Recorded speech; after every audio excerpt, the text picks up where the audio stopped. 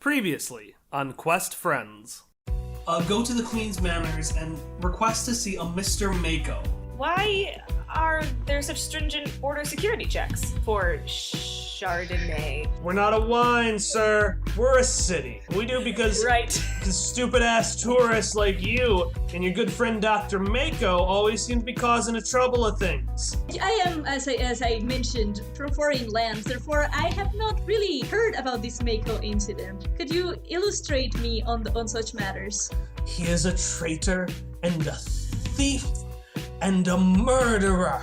And she looks at Jacques, and I see so much of him in you now. Oh, Can Jacques bow even lower?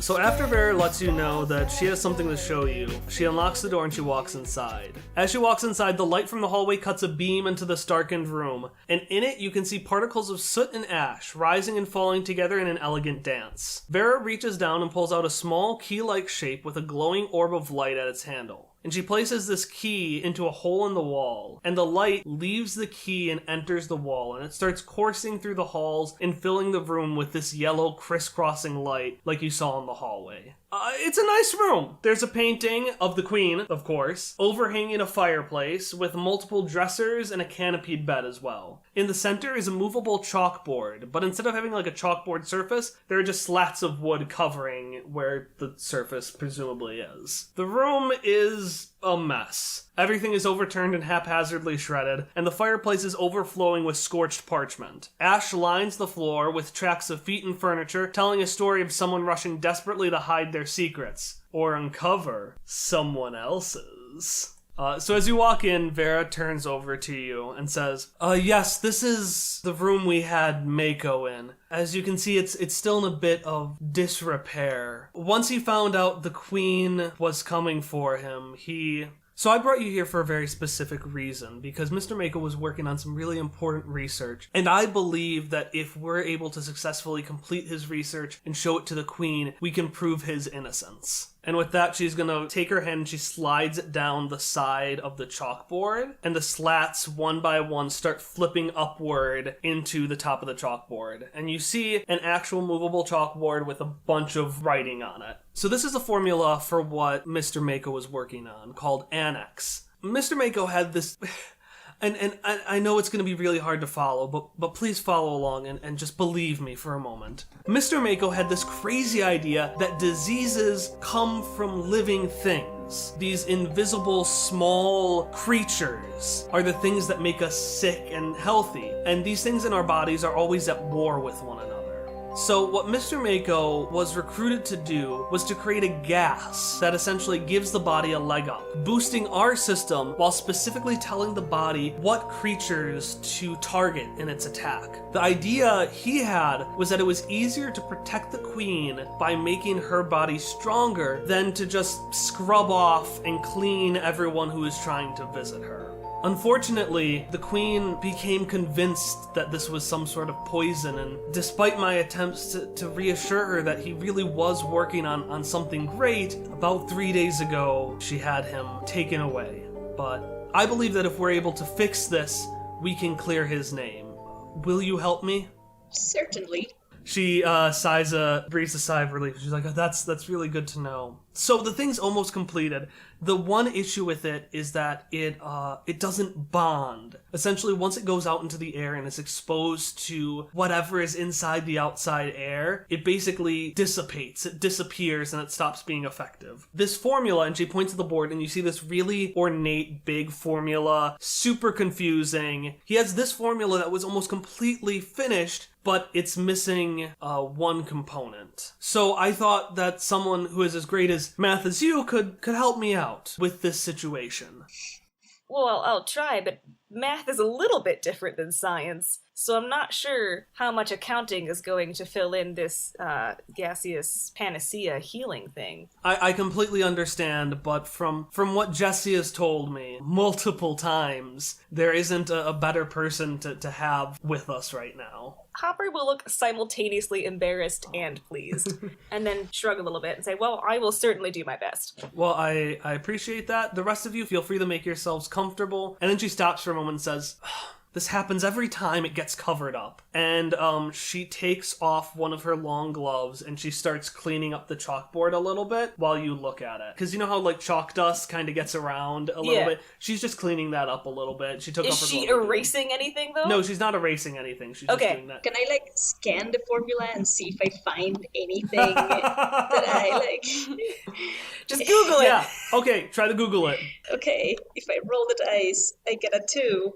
So... Ari, have you ever done the thing where you take something absurdly long and put it in Google? Yes. What do you get? Really random pages that are not... Yeah, or sorry, we couldn't find any results. So essentially, you have one result, and it's for a pizza place, whatever the fuck that is, somewhere in the town of Lowrick. Which you're like, what the fuck is Lowrick? What the fuck is a pizza? So I'm gonna turn to Hop and be like, well, I believe that the answer to this problem might be similar to that thing you offered Zoc earlier. It appears to be like a calzone type thing. That seems to be the answer to the formula. This is not a calzone recipe. I've seen calzone recipes, and this is not a calzone recipe. That would be really great, though. He says sadly to himself. Alright, I have 2 things to do then. First, I'm wondering if my Numenera book would give me an asset on an intellect roll to puzzle out this formula. Yeah, I would say that would give you an asset, which puts you back to neutral since all intellect tasks are one step harder for you. I know. But Shock will pull out his book and start flipping through it, looking for relevant chemical pages. They do know about microbes in the machine lands of the East. But then, as he's doing this, he's just going to, as casually as he can, say to Vera, so how do you know, Mr. Mako? Well, he does research for the Queen, and I work for the Queen, so that's how we were able to get acquainted. I didn't talk with him that much. He mostly kept in his study, and his wife kept us busy enough. I don't think she quite approved of his research. If that's true, though, why do you think he's innocent? Because I saw how hard he was working on it, and I saw how determined he was, and about 40 years ago... The Queen would say it was an attack from Key, our rival city to the south. But about 40 years ago, there was an army, black storms and rains of spiders. Through all this struggle and conflict, so many people ran away and chose to hide, and Mr. Mako was one of the few that chose to stand and grow and fight it. And it's hard not to respect someone like that.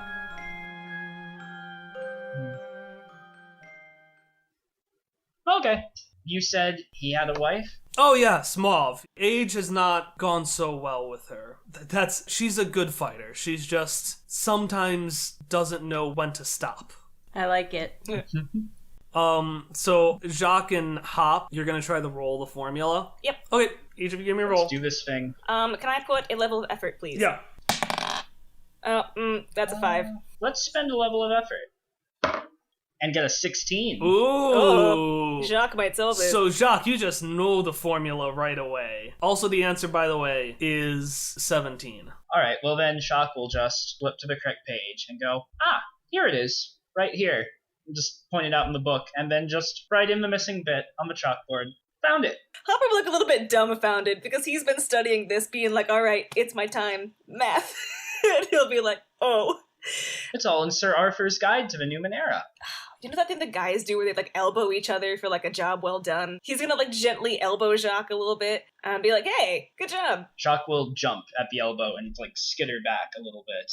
Farrah looks a little dumbfounded and looks back at the chalkboard to Jacques, and you can tell she's trying real hard to hide her excitement and maintain that professional composure. Well, that was quick.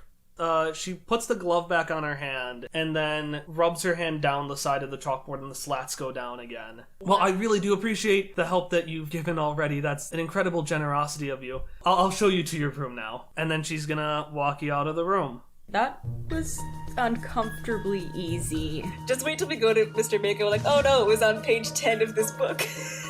God damn it!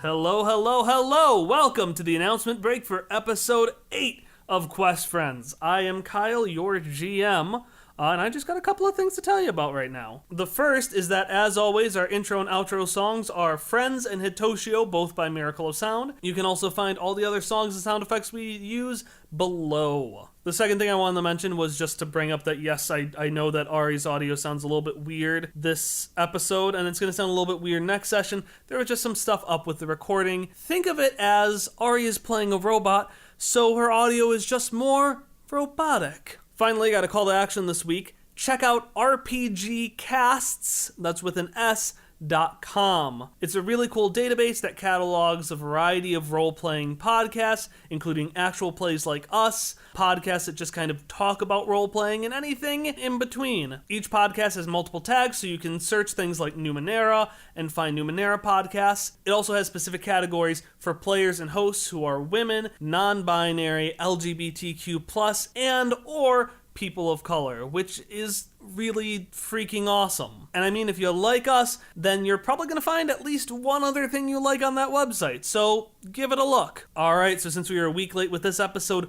instead of waiting 2 weeks for our next episode, we're going to have a brand new episode, episode 9 of Quest Friends, coming out in a week on Monday, February 12th. See you then.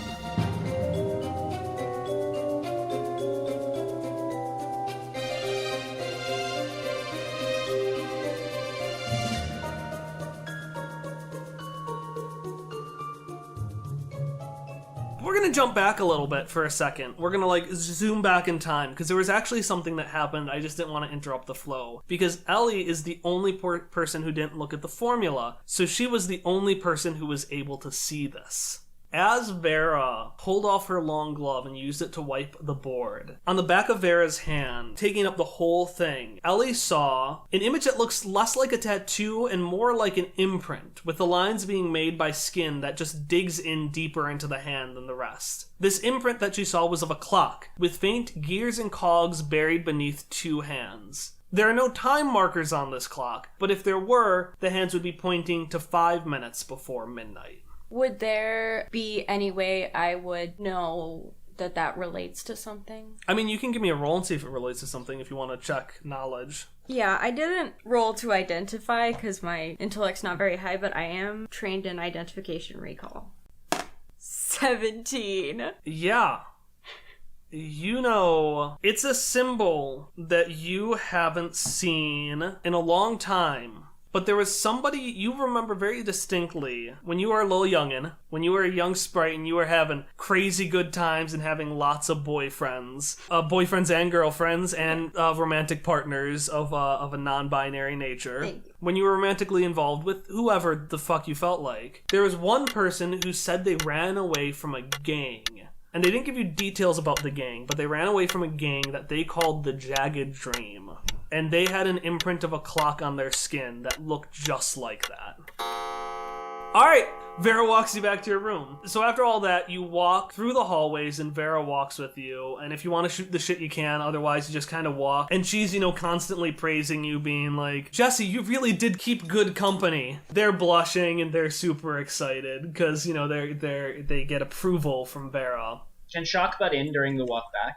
Yes. I thought we were setting Mr. Mako free. We are. Well, how are we going to go about doing that? Oh, of course. Now that we've gotten the formula figured out, we need to have a proof of concept, which will take a little bit of time to get together, but I'd say probably later this evening, we'll be making a proof of concept that we can then take to the Queen tomorrow and show that it is effective and that he should be set free. Obviously, you're guests of this palace, so if you want to stay, I can obviously pick you up later tonight and I can bring you to this proof of concept. We? I would like to be present in this concept of proof of yours. And I was wondering if there are individual persons that have been exposed to this gas and that have been cured of whatever disease they have, as they would be also useful to convince the queen of Mako's innocence. Well, obviously, we don't have anyone to use it on. We aren't going to keep people against their will. Of course, but if there is somebody that has some sort of disease and this can be used for, that might need it. Well, absolutely. If you know anyone that has a disease that needs to be cured, we absolutely would feel free to use them as a proof of concept. And she points to Jacques. I'm not going to volunteer any of you for something you don't want to do.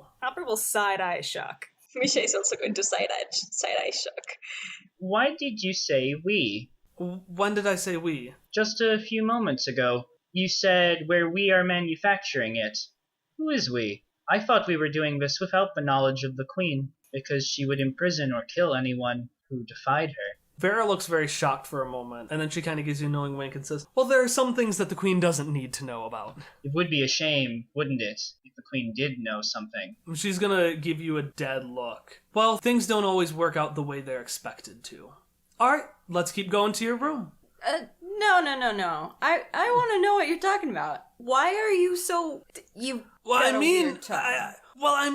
Vera does have a point. I've gone adventuring a lot, and one of the things Miss Mauve always says is, you gotta be prepared for the unpreparable, or something like that, because I will say, when you go out, things don't go the way you want. Like, every time I use my shock boomerang, well, I think it's gonna hit everyone around me, but usually I just end up being the one getting hit. But that works out! Like, the one time I threw it and it fell on me and I shocked, but then I fell on top of the guy I was fighting. So then he got shocked more than me. And so I ended up getting away because I was used to it by that point, but he wasn't. Oh my god, I love it. First of all, bless you, Jesse. Second of all, where is Miss Mauve? Was she arrested too? Jesse is going to look with horror at Vera before Vera says, oh, of course not. No, Mako was the only one, despite, again, my best efforts, he was the only one convicted of treason. Mauve's likely hanging out where she always does. Where is that? Well, she has a school in the Seski district, which I like the Tanager one a little bit more, but Seski district is really cool. There's a lot of cool stuff there. And so she has her school there, and that's where she usually spends most of her time.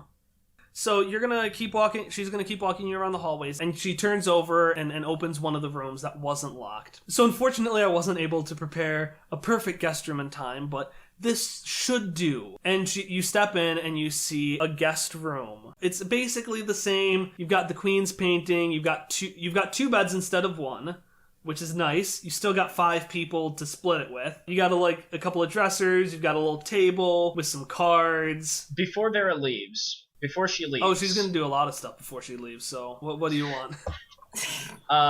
Shock wants to quickly do a little telepathic message to Misha and say, Misha, could you please scan Vera, see if there's anything anomalous? Oh, certainly, I can. So I'm going to do that. Before we continue, I want you to verify. Why is Jacques suspicious of her? Verify. Shock has not trusted her since she first introduced this problem, because it doesn't make a lot of sense to him.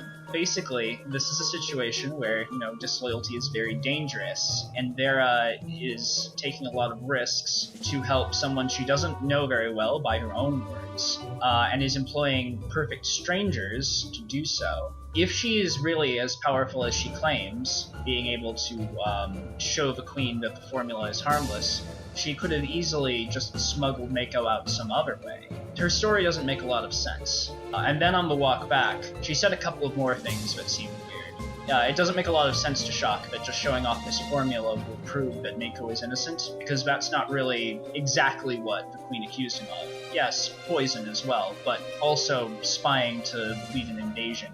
Shock thinks she's lying. Alright, Misha, give me that scan. Alright, hang on. Definitely putting detective music behind Tom's explanation. I And this final thing! And he slows down. I see her thumbprints on the murderer's glove! have rolled an 8 in my scanning abilities. What your scan has gone up is that she is definitely 100% a human person. being. Good. Misha is quite excited to learn this and is going to tell Shock. Facts. Yay. Yes.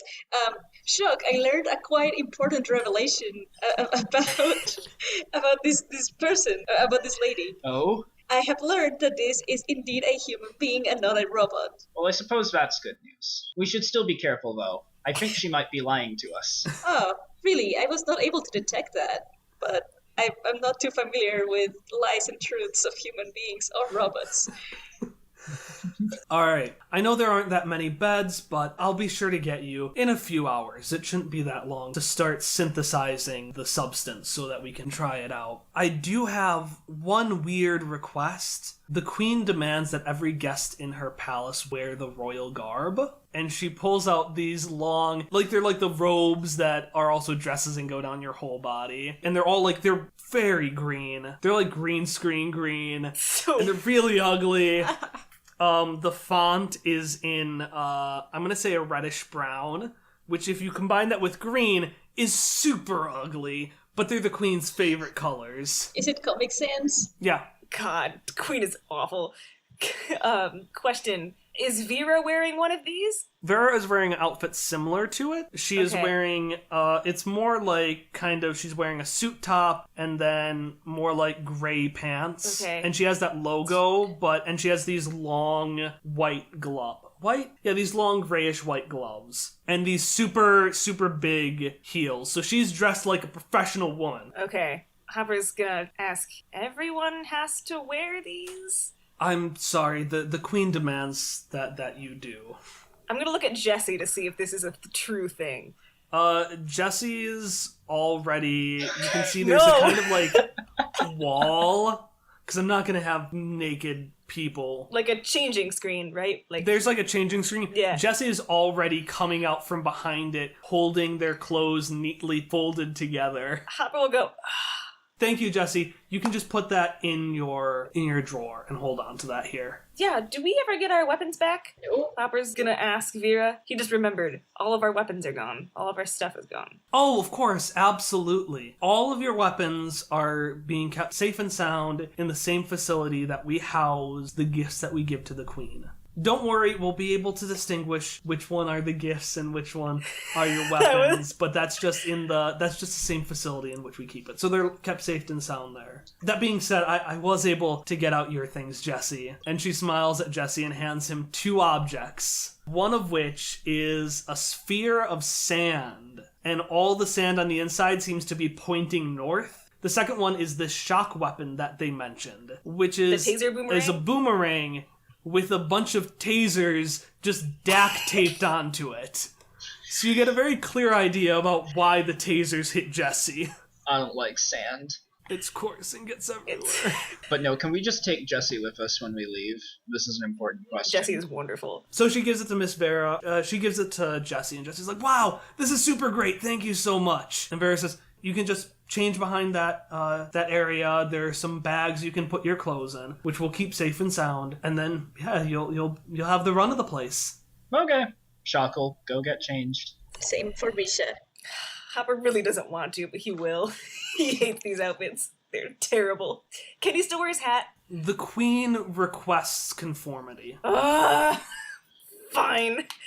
Ellie glares and pulls on the robes as well as she can over all of her clothes. All the bulky scarves and shawls and stuff, just pulls them right over. Kind of stands there. That's a good idea. I want to do that. I want to put on over my clothes. Okay, are you two being very blatant about it? Yes. Oh, Ellie. Hopper's probably not as aggressive as Ellie is. She's staring Vera. Alright, She's staring Vera in the face. Alright, so I need both of you to give me a roll quick. Oh, hang on. There we go. 18. And what did you get, Emily? 4. So Vera's going to turn over to you, Hop, and say, well, I really appreciate the hat, and your clothes are very basic and easy to hide, so... You absolutely... So long as I have the hat, I'm absolutely fine with that. Unfortunately, ma'am, I am going to have to ask you to do a completely change. No. No. That wasn't a question, ma'am. Neither was my answer. I mean, if can somebody please just let her know that she has to? Shock gives her, like, a blank stare. What if she just wears the robe of her clothes but takes the hat off? Would that be a good compromise? And can I use persuasion there? Yeah. Well, that's a 3, so that didn't go well for me. Well, her hat and her clothes are both very bulky. So, ma'am, I'm afraid you're going to have to take off the robes, you're going to have to take off your hat. I promise you, and she holds onto the hat and Misha's clothes, including Misha's scarf. Oh, no, what? That's clothing! No. And Jacques' clothes, and she has them all in like these little Tupperware containers. And she says, I'm holding on to these, very safe and sound. I'll hold on to yours, I'll make sure they're safe. Hold on to them? I thought they were put in drawers. She's getting really frustrated with you. She's like, it's semantics, Jacques. I will keep them stored. Oh, you're referring to Jessie. Jessie's a returning member, so they're able to keep their stuff in the room. Misha's going to say, well, excuse me, but it just occurs to me, as you saw by the clothing I came wearing here, that I am actually a member of royalty, as the queen said recently, and therefore, wouldn't that acquire me some privileges for me and my companions to keep their clothing? She raises her eyebrow and says, I'm not so easily fooled as the queen, Misha. Shock was definitely recording that. Ellie rolls her eyes and starts stripping. Just like in the room. In the middle of the room? Yep. Oh. Still staring at Vera. And Vera's staring back at you. Hopper's not staring at anyone. He's distinctly looking away. Shock does not know what to look at. He has no social norms to govern this. If anyone does catch a glimpse, quite a few of her ribs may be showing, but they're not bone. They're metal. Oh. And they're kind of bumpy, there's just kind of spikes shoved in there. You know, I wanted to get to that point of popularity where we had fan art. I don't anymore. I very distinctly don't. It's already ruined. All of it. Alright, you strip. Ellie. And put on the robe. Buck naked, puts on the robe, leaves the hat on. Give me a roll. 6. This is a perfect strategy because if we just annoy Kyle long enough, he'll give in anyway. We've spent like 20 minutes on just not wanting to change. I've stripped, which means I've taken off my chair. I have to. Okay, so I'm gonna say that show of nakedness and the chair and the fact that this just feels like the right thing to do is giving you 3 assets to this task. And she puts the chair and the clothing in the bag and says, well, I appreciate your willingness to compromise. So as I said, I'll be back in a few hours. I'll get you when we're ready. As of that time, you have the run of the place. You'll have someone who can request food for you. You can also go into town and go explore Charmande. You really get to know the city. It's a good city. So thank you so much. And if you ever need anything, right outside the door is your attendant. He's not perfect, but he was the only person who was available. So I apologize for that.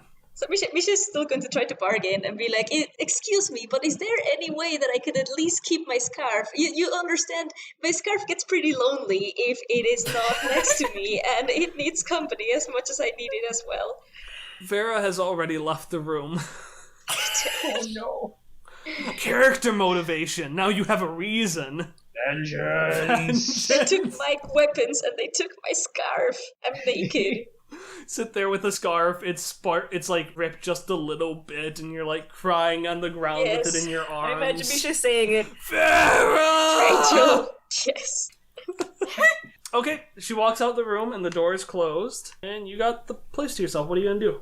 Alright, well. So before we do anything, since I solved that formula, do I actually have any idea of what it does from my own scientific knowledge? That was a really good roll. So I would say you know for certain that it is a gaseous substance. It gives the body specific small cells. It's like a giant antibody. Potentially. It boosts the body's defenses and it gives them specific instructions on what to attack. But I couldn't tell exactly which cells. Or is it just so interchangeable that it could be targeted against any cells? No. The idea is that, like, it would target, all bacteria, or it would target, I'm gonna all suspend my disbelief on viruses. this. I know.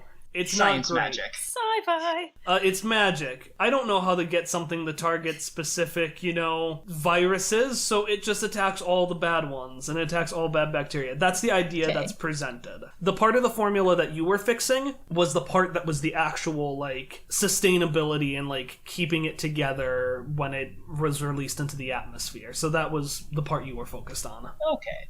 Out of character, I have definitely helped create a bioweapon. So we need to fix that. Absolutely. In character, Shock isn't certain yet, but he has a feeling. Hopper wants to ask Jacques, do you think that formula thing will actually work? I don't know exactly, because I am not certain we are being, and he'll just sort of glance at Jesse. I don't know if Miss Vera actually wants to save Mr. Mako or not, or if she just wanted the formula for herself. What are you talking about? Miss Vera's super trustworthy. She's been super nice every time I've come in here. Maybe so, but her story doesn't seem to add up. I know that we asked Vera this, and she implied she didn't know Mr. Mako very well, but is that true? How close were she and Mr. Mako? I mean, I've been gone for a couple years, I don't know, but something Miss Mauve always said is that Mr. Mako doesn't make friends easily, but when he makes friends, they're best friends. If Mr. Mako has a friend in Vera, then he has a really good friend. And yeah, there isn't someone I'd rather have on my side. Well, except for you and Miss Lorraine, of course. Hopper will smile at the mention of his name and then frown at the mention of Miss Lorraine's name. I think maybe there are two things we should do with our time. We need to find this Miss Mauve and learn the truth. And I think some of us should also explore the palace and try to find clues. Misha is going to volunteer to explore the palace because Misha wants their scarf back. Oh, I know. If I go with the other group, we can stay in contact. And that way we'll know if something bad happens to one of the other groups. That sounds like a very logical idea, so okay, I agree with it. Hopper would like to explore the palace, unless Ellie really wants to. He'll go anywhere. So Shock and Ellie go to find Miss Mauve, while Hopper and Misha explore the palace for clues. That works because that's the opposite pairing we had at the bar in Turing Town. It is. Yeah. Perfect. It's also probably not a good idea to leave Ellie in the palace. Yeah, that's also true. Wait, you guys are gonna go see Miss Mauve? Could you lead us to her, Jesse? We don't know where the school is. Jesse's really excited at that. Of course, I can lead the way. Jesse opens the door to head out, and as they do, you see in the doorway the person who's supposed to be assisting you, dressed in really nice royal garb, and sporting a very large mustache and a very large frown. And he says, "Ugh, you again."